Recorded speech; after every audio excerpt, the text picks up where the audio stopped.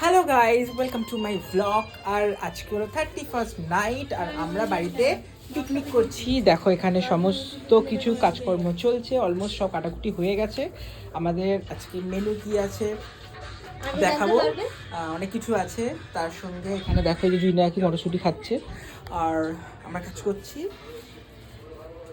So guys হচ্ছে হলো এখন এখানে সবজি ভাজা হবে, ফ্রাইড রাইস, আর এখানে চিকেন কষাটা ডান হয়ে গেছে। তো ফ্রাইড রাইসটা হয়ে যাবে, আর পকোড়া চিকেনটা হলো ম্যারিনেট করে রাখা আছে, ওটা পরে ভাজা হবে। সব অনেকেই লেট করে, আমাদের পার্টিটা আজকে অনেকটাই লেটে স্টার্ট হবে, সো পকোড়াটা গরম গরম ভাজা হবে পরে। এখন বাজে হলো রাত্রির 3টে, আমরা এখন খাচ্ছি হলো খাবার, চেরি বাচ্চে খাবার। আমাদের আজকে ফ্রাইড রাইস হয়েছে আর তার সঙ্গে চিকেন কষা।